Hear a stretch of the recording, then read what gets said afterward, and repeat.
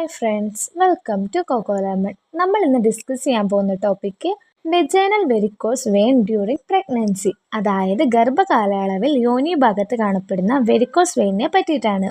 എന്തൊക്കെയാണ് ഇതിൻ്റെ ലക്ഷണങ്ങൾ, കാരണങ്ങൾ, എങ്ങനെ ഇത് മാനേജ് ചെയ്യാം, എപ്പോഴാണ് ഡോക്ടറിനെ കാണിക്കേണ്ടതെന്ന് നോക്കാം.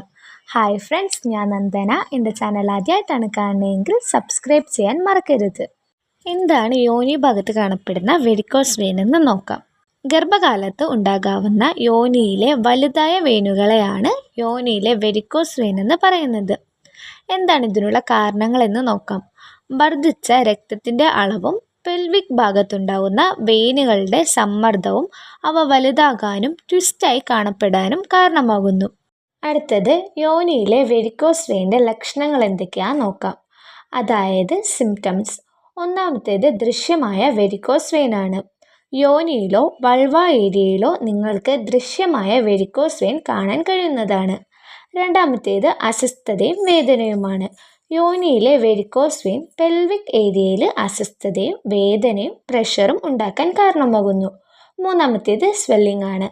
യോനി പ്രദേശം, അതായത് വെജൈന ഏരിയ സ്വെല്ലായിരിക്കുന്നതോ അല്ലെങ്കിൽ ടെൻഡറായിരിക്കുന്നതോ നിങ്ങൾക്ക് ഫീൽ ചെയ്തേക്കാം, അതായത് മൃദുവായിരിക്കുന്നത്. ഇനി ഇങ്ങനെ വെരിക്കോസ് വെയിൻ വരാനുള്ള കാരണങ്ങളും എന്തൊക്കെയാണ് അപകട സൂചനകളും എന്ന് നോക്കാം. യോനിയിലെ വെരിക്കോസ് വെയിൻ വരാനുള്ള കാരണങ്ങൾ എന്തൊക്കെയാണെന്ന് നോക്കാം. രക്തത്തിൻ്റെ അളവ് വർദ്ധിക്കുന്നത്. ഗർഭകാലത്ത് രക്തത്തിൻ്റെ അളവ് വർദ്ധിക്കുന്നത് പെൽവിക് ഏരിയയിലെ വെയിൻസിന് സമ്മർദ്ദം ചെലുത്തും. രണ്ടാമത്തേത് ഹോർമോൺ മാറ്റങ്ങളാണ്. ഗർഭകാലത്ത് ഹോർമോൺ മാറ്റങ്ങൾ വെരിക്കോസ് വെയിൻ വികാസത്തിന് കാരണമായേക്കാം. മൂന്നാമത്തേത് ഫാമിലി ഹിസ്റ്ററിയാണ്. ഗർഭിണിയുടെ കുടുംബത്തിലെ ആർക്കെങ്കിലും ഇതുപോലെ വെജൈനൽ വെരിക്കോസ് വെയിൻ ഉണ്ടെങ്കിൽ ഗർഭിണിക്കും വരാനായിട്ടുള്ള സാധ്യതയുണ്ട്. ഇനി എന്തൊക്കെയാണ് ട്രീറ്റ്മെൻറ്റ് എന്നും ഇതെങ്ങനെ മാനേജ് ചെയ്യാമെന്നും നോക്കാം.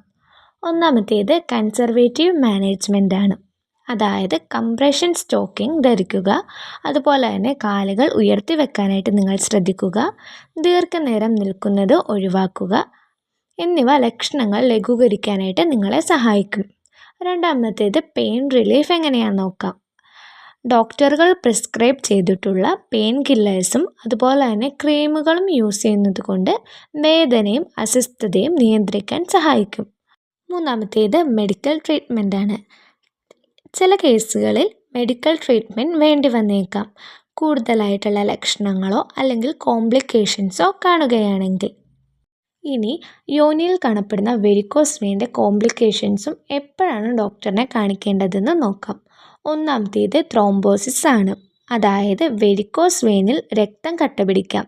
ഇത് വേദന ഉണ്ടാക്കാനും കോംപ്ലിക്കേഷൻസ് ഉണ്ടാക്കാനും കാരണമാകും. രണ്ടാമത്തേത് റപ്ചറാണ്. അപൂർവ സന്ദർഭങ്ങളിൽ വെരിക്കോസ് വെയിൻ പൊട്ടുകയും അത് ബ്ലീഡിംഗ് ഉണ്ടാക്കാനും മറ്റു കോംപ്ലിക്കേഷൻസ് ഉണ്ടാക്കാനും കാരണമായേക്കാം. എപ്പോഴാണ് ഡോക്ടറിനെ കാണിക്കേണ്ടതെന്ന് നോക്കാം.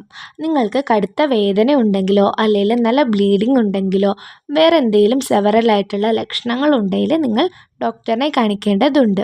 Thanks for watching. വീഡിയോ ഉപകാരപ്രദമായെങ്കിൽ ലൈക്ക് ചെയ്യാനും സബ്സ്ക്രൈബ് ചെയ്യാനും മറക്കരുത്. നിങ്ങളുടെ വിലപ്പെട്ട അഭിപ്രായങ്ങൾ താഴെ കമൻറ്റ് ചെയ്യുക.